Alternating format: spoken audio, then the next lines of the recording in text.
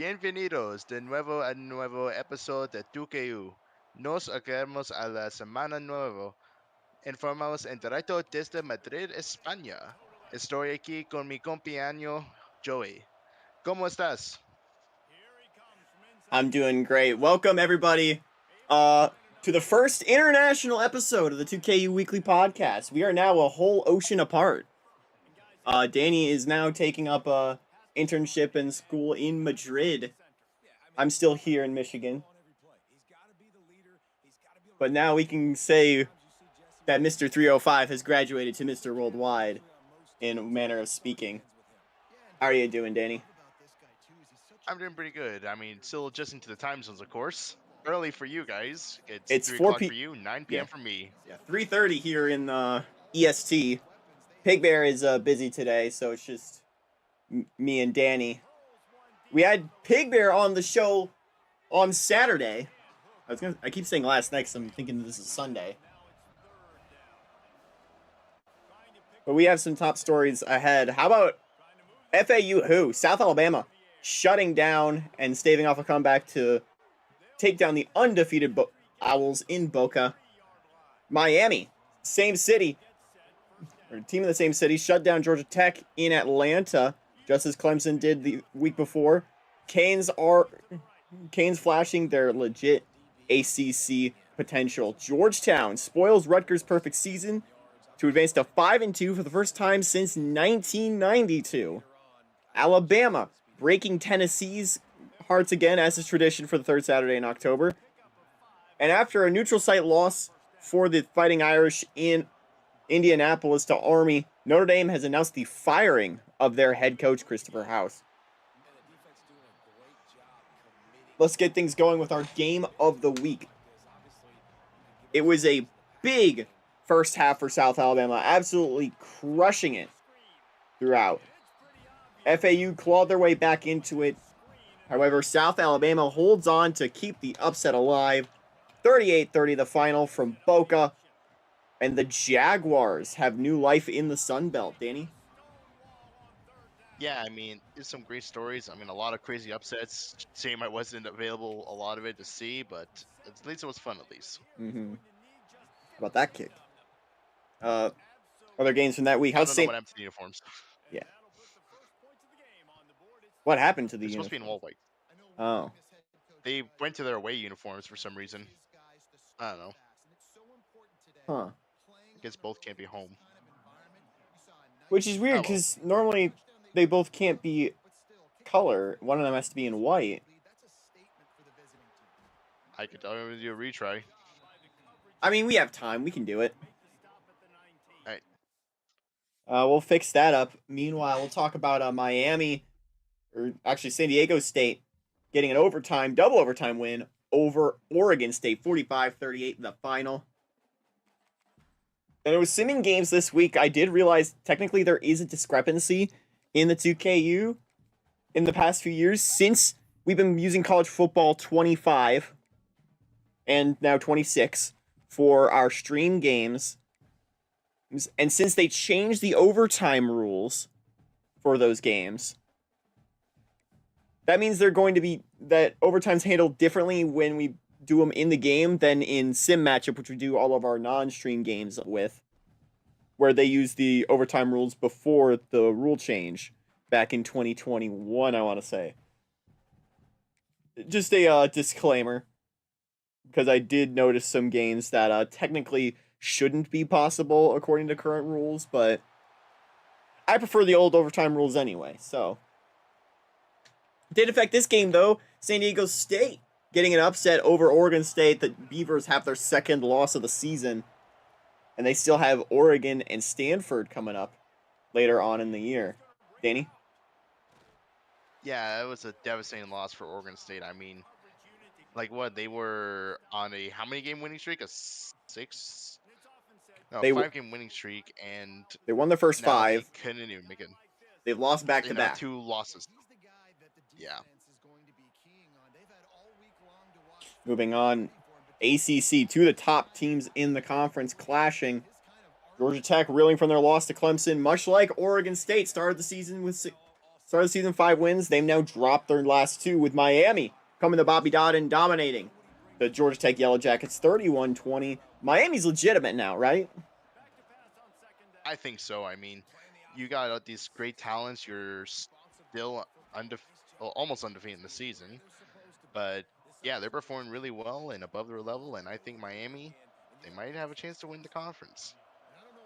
Right now, their toughest matchup still ahead of them is a game at North Carolina.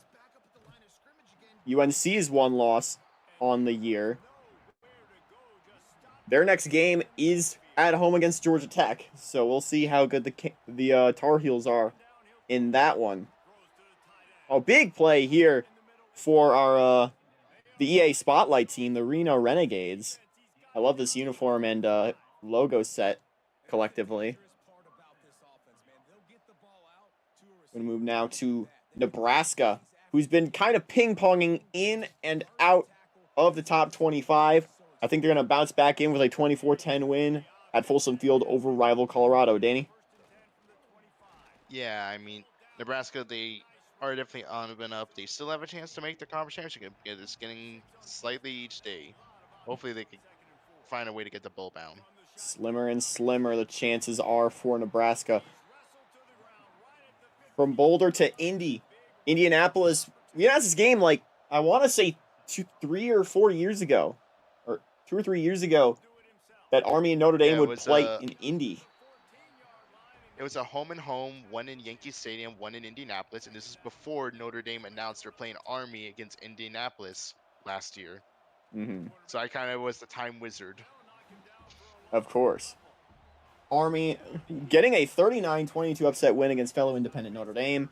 And as I mentioned in the top stories, after this game, they left their head coach in Indy, firing Christopher House after a 6-year campaign, 5 of which were in the Big Ten. This was their first year as an independent. It's certainly to say that it's been a difficult schedule for Notre Dame, but when has it not been a difficult schedule for Notre Dame? This is Notre Dame. You think they should be complaining about...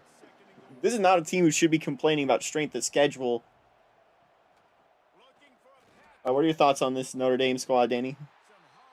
Yeah, they're certainly reeling after departing from the Big Ten. Hopefully their next coach could take control of the ship, but bowl eligibility is looking less and less each day, especially with how tough their schedule is.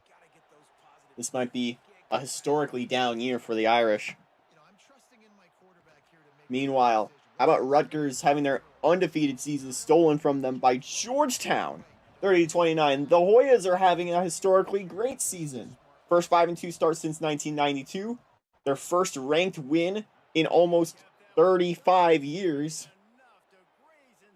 Georgetown is a solid program for once. How do you like the Hoyas' chances moving forward?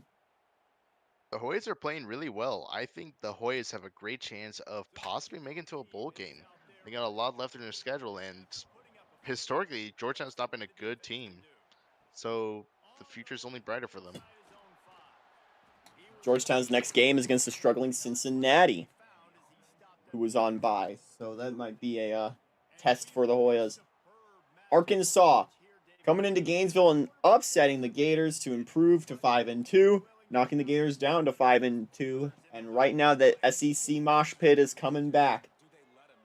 Florida still has Georgia, LSU, and Alabama in a row that they all play on the road or at neutral sites. I think Florida is dipping out with that difficult stretch moving forward. But Arkansas is back in it. They got a win early against Notre Dame. But then the hype kind of faded away after a difficult out-of-conference stretch, but it seems like they might be back. They seem like the team who, of anyone, could challenge LSU for the SEC West, right, Danny? Yeah, I mean, we didn't expect this one. Florida was like was a top 25 team. You know, maybe they were looking ahead to their game against Georgia because, 2 weeks against a Georgia team who beat Alabama. Gotta look out for that one, but I guess they overlooked Arkansas and they took the fall for it. All right. I was about to call for Pig Bear, but Pig Bear's not here. Wisconsin going on the road and stopping Illinois 37-34. The Badgers getting a much-needed win after their loss to Michigan. trying to right the ship moving forward. I like Wisconsin's chances moving forward. Illinois, though, has some of their toughest games coming up. Danny? Yeah, I mean, it's the Big Ten. Anything could really happen, but it is a lot harder. And Wisconsin still has a good chance of making it into the Big Ten championship game, despite their loss to Michigan like 2 weeks ago. So hopefully they could still continue on. Third Saturday in October. I mentioned that Alabama likes breaking Tennessee's heart. Remember that game in, I want to say it was 2009 or 2010, where they came to Bryant Denny and they had a chance, or Tennessee had a chance to win on a game-winning field goal, and it ended up being blocked. Yeah, it was kind of just that. 17-16, the final. Tennessee dropping to, I want to say 5-2. Meanwhile, Bama keeping up their pace at 6-1. Staying in the SEC, 40-17, LSU crushes Mississippi State. And it feels like the cream of the crop in the SEC has made itself known. It's Alabama, it's Georgia, and it's LSU. Any objections? None at all. I've mentioned LSU as as one of my favorites to make the national championship this year. I've said that since preseason. I think right now my natty is LSU and Louisville. I keep ping-ponging on Clemson, but I feel like with Miami still on their schedule, with Maryland still on their schedule, there's going to be a spot here or there that Clemson has the potential to slip up. I feel like LSU is a more surefire pick to make the natty than Clemson is right now. Let's head to the Big East, though, to finish off. West Virginia in overtime, 45-41 over UConn in East Hartford. Now, West Virginia, Rutgers, and Temple are all 6-1 in the Big East North. We haven't seen a Big East North this interesting since UMass and UConn were together, both with 10 wins entering that final week. What are your thoughts, Danny? Yeah, talk about the Big East sticking with the roots. The Northern Conference loves their northern teams being great, and what a great wins and seasons for all these programs. It's gonna be very fun to see how the conference championship picture will play out. I believe Rutgers and West Virginia have still yet to play. Rutgers also plays Louisville coming up. Yeah, Rutgers plays against West Virginia in Week 10. Temple's one loss was to Rutgers, so they are a step back of the other two, but Rutgers lost to Georgetown. And West Virginia lost in conference to Georgetown as well, I believe. Yes, it was a 4 overtime game on a Friday night. That sounds like Big East football to me. How about some other news outside of this? I forgot to put this on the sheet, but it's in something I've wanted to mention for a bit about the Army-Navy game. Now, I believe this year it's heading to, it's Baltimore this year at M&T Bank. However, next year's location has been announced, and we're going to be making history. For the first time in the modern era, and for the first time in what would be in real life, only the second time ever, Army and Navy are heading west of the Mississippi. More specifically, they're heading to Pasadena. They'll be playing in the Rose Bowl the final week in 2026. What are your thoughts on this, Danny? Yeah, that's going to be a fun atmosphere. The Rose Bowl is always one of the most beautiful and most scenic stadiums in all of college football. So to have these two historical powerhouses playing against each other in a great stadium. Also, that's going to be a 3:30. And it's going to be a 3:30 kickoff, so you're going to get that beautiful sunset. And who knows, we might not be the only time they're going out west, considering there's a couple of rumors in several years from now. What are the rumors saying? To Hawaii for the anniversary of Pearl Harbor. We'll have to do some research. Maybe cook up our own Army-Navy uniforms. That'd be fun. That'd be thematic for the game in Pasadena or the one in Honolulu. But let's now move to Danny V, who hopefully in English will give us the bowl status for a bunch of teams. Take it away.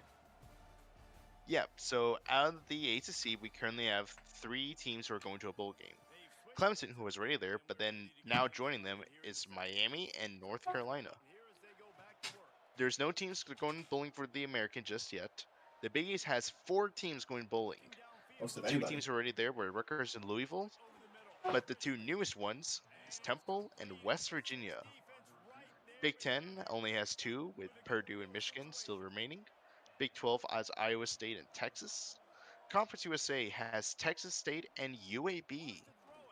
No team going bowling for the Ivy League or MAC just yet. The Missouri Valley has Southern Illinois and Drake going there. The Mountain West has Nevada and Colin Payton. The Pac 12 has USC, Washington, and Oregon, all clinching their bowl tickets. The SEC has LSU, Alabama, and Georgia going to bowling. SoCon has William and Mary and Richmond, who are in the bowl game selection. The Southland just got Northwestern State up. Sunbelt has Florida Atlantic and App State now joining the crew. The WAC has Tarleton State, who is going to make their first ever bowl appearance in the 2KU, and North Texas joining them as well. Outside of the bowling's criteria, we got Georgia Tech, who is still stuck there alongside with Maryland. No teams out of the American just yet, but in the Big East, you got UCF and Georgetown sitting right outside of bowl contention. The Big Ten has Illinois, Wisconsin, and Michigan State. The Big 12 has 5 teams who are right outside of bowl contention. Kansas, SMU, Oklahoma, Texas Tech, and Nebraska are all at 5 wins. Conference USA has Marshall. The Ivy League does have Columbia, who is at 5 wins despite starting 0-2 to start the season, so great comeback for them. The MAC has Western Michigan sitting outside of bowl contention. The Missouri Valley has Missouri State and Youngstown State outside of bowl contention. The Mountain West has UNLV, New Mexico State outside of bowl contention. Pac-12 has Oregon State on a 2-game losing streak, Arizona State, and Boise State. The SEC has Florida, Ole Miss, and Arkansas. The SoCon has Furman, who is sitting out there. The Southern Conference is McNeese State, who is also still stuck in the 5-game spot after a losing streak. Oh, big touchdown. Look at Big it. run. Goodbye. Touchdown, Reno. The Sun Belt just got Arkansas State going bowling, and the WAC has Pacific and West Texas A&M going bowling. Or on the edge Not of that, a. but we have. Yep, not that, but we have a few teams who have been eliminated from bowl contention. You got the Ivy League, the winless Penn. The Missouri Valley got winless Western Illinois. SoCon with winless Wofford. Southland's winless East Texas A&M, and the WAC's winless Utah Tech. All of which have been eliminated from bowl contention. All which at 0-7. Let's talk about top 25.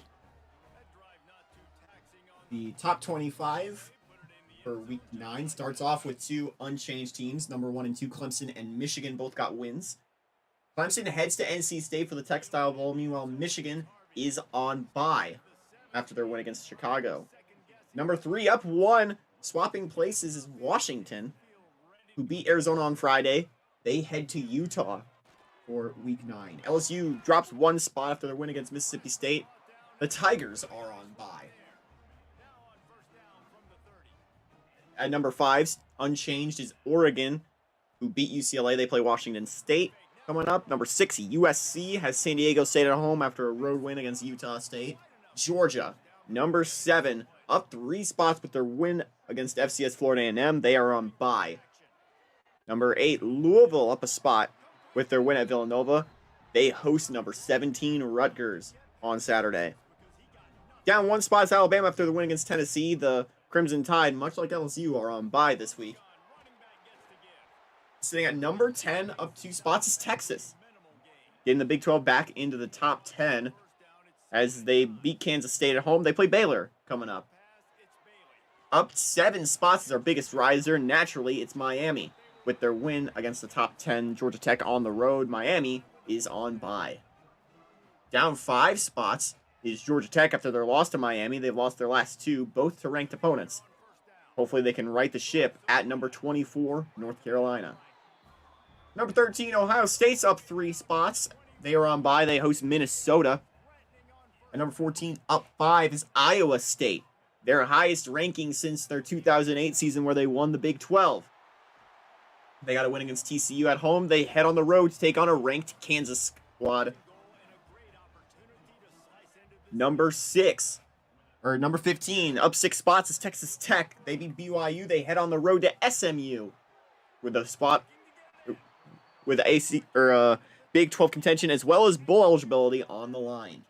Down 3 spots is Purdue, who dropped a game to Michigan State, ending their perfect record. They head to Wisconsin coming up. Number 17, down 2 spots after their loss to Georgetown, is going to be Rutgers. 6-1 Scarlet Knights head to number 8 Louisville to take on the Cardinals. Down 7 spots, our biggest faller is FAU after their performance against South Alabama. They lost that game. They are on bye this week. We might see them slip a little further. At number 19, up 1 is Nevada, getting the Mountain West back into the top 10. Their win at Colton Payton meant that they're the only undefeated team left in the Mountain West. They play Eastern Washington at home, hopefully to keep that streak going. Down 6 spots from last week is Kansas after their loss to SMU. They play number 14 Iowa State at home. New to the top 25, after all this wait, we finally see the undefeated Texas State enter the top 25 at number 21. They beat Western Kentucky on the road. They head back home to San Marcos to play Kennesaw State. Returning to the top 25 is Nebraska, back at number 22 with their win at Colorado. They are on bye. Arizona State returns to the top 25 at number 23. They were on bye last week. They played Colorado State on Saturday.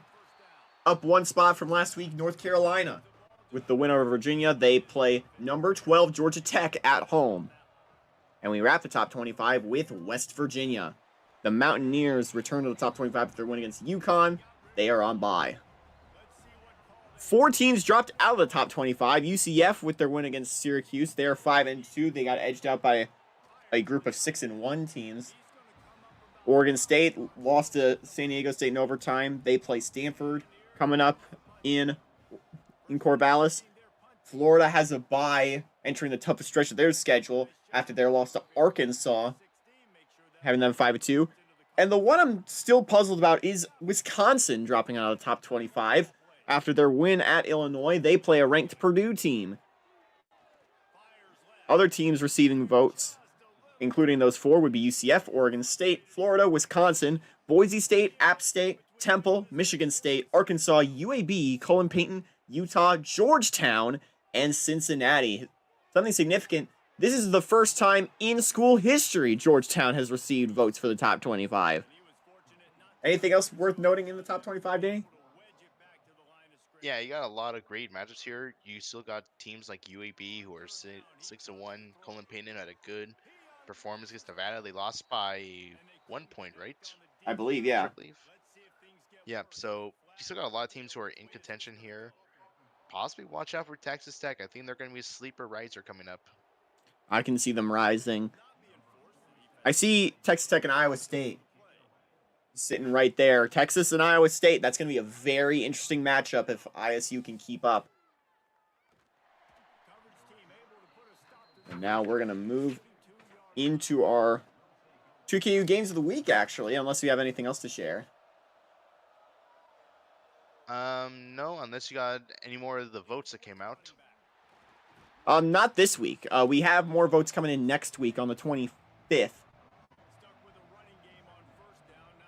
That'll be our spooktacular show where we have I guess we'll put a little JPEG of Pumpkin in the back in the corner or something. I'll try finding a spooky themed team. Ooh, that's a good one.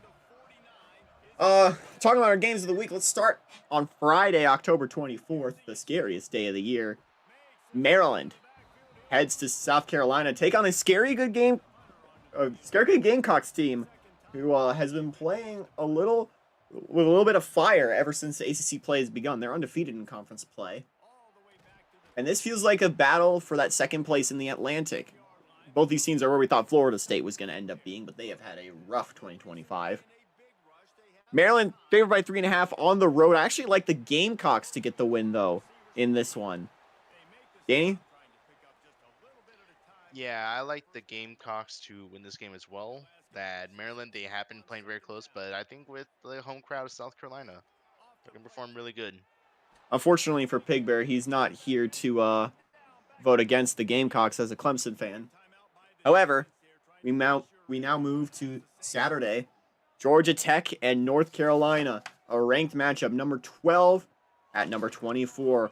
Tech favored by 8.5, but they've struggled against these ranked teams lately. The last 2 losses were to ranked teams in Georgia Tech and Miami. I think they don't get the three-peat, though. Give me Georgia Tech on the road to keep pace with the Canes. Danny? Yeah, give me Georgia Tech to win this game close. I think this is gonna be a really close matchup for them. Number 3, Washington heads on the road to take on Utah. Utah's no stranger to taking down top teams. Look at what they did to Oregon last season. However, this feels like a different Utah team. Washington's favored by 6. I like the Huskies in this one. They've proven very strong against ranked opponents. Look at Boise. Look at Oregon so far. Look at Oregon State. They're 3-0 against ranked teams. 4-0 if you count Penn State to start the year. I like Washington. Danny? Yeah, give me Washington to win this game as well. Washington has played much better than Utah, and I think Washington's more battle tested them. UConn heads to UCF to take on the Knights. The Huskies have given West Virginia all they can handle. They've given pretty much everyone all they can handle in the ACC. UCF's favored by 13.5 at home. That line feels a bit strong. I'm going to pick UCF, though, to win it, to get to bowl eligibility. Danny? The civil conflict, the weird rivalry that kind of exists. It's also a military appreciation game for the Knights, and I'm going to take the Knights to win this one. All right. Stanford heads to Corvallis take on Oregon State. The now unranked Beavers have kind of been on a slip here. Stanford's last big win was a few weeks ago against a undefeated Arizona State team. And Stanford has proven they can steal a game here and there. They're not a national contender like they used to be, but they might be a sneaky Pac-12 contender. I like Stanford in an upset. I'm going to take Oregon State. They are down. They're due for a bounce back, and I think this is their chance. San Diego State, the Aztecs, fresh off an upset of Oregon State, head to LA, head up north to take on USC. The Trojans are favored by 13 in this one. I like USC to keep an undefeated record. Danny? Give me USC as well. They are much more battle tested, and even though San Diego State can be a little tricky, I think USC has enough power to put the win. Oklahoma, still in the very tight race that is the Big 12. They take on Kansas State. Kansas State's a team they've historically had issues with, especially when they had to travel to Manhattan. OU may be favored by 6.5. They may be the better record right now, but I'm very cautious. I'm a believer in superstition. Give me K-State to win it. Danny? I'm gonna take Oklahoma to win this game. Oklahoma just has enough power. They were the ones that beat Texas early in the season. I think Oklahoma has enough ability to beat Kansas State. Georgetown hosting Cincinnati, looking for their first bowl berth in over a decade. Georgetown, the Hoyas are fresh off an upset win over Rutgers. They have another upset win under their belt over West Virginia. Cincinnati is an upset victim multiple times over, including losses to teams like Boise State and UC. Did they lose to UCF? I don't know if they played. I don't think they played yet, Yes. but yeah. They played, and UCF won. Mm-hmm. So Cincy being favored by 9.5 feels like the ultimate underdog pick. It feels like the ultimate chance to pick Georgetown for the upset. This feels like a no-brainer. Not so fast, my friend. Cincinnati's rested. They're off a bye coming into this matchup, and I feel like Cincy has played well off byes. Meanwhile, Georgetown had to put everything out there against Rutgers, as well as West Virginia a few weeks ago. Georgetown is not going to be as well rested in this game. As well, it's going to be an Audi field. Georgetown's had a hard time selling out Audi field. Even with the recent wins being strung together. I think Cincinnati pulls out the upset that's not really an upset.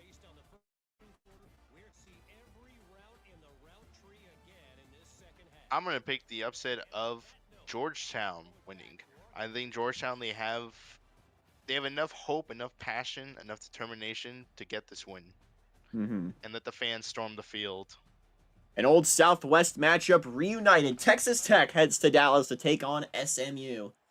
TTU favored by 13 in this one. I don't think the line's going to be that extreme, but give me Texas Tech to get a bowl berth and continue what might be their most successful season in recent memory. Danny?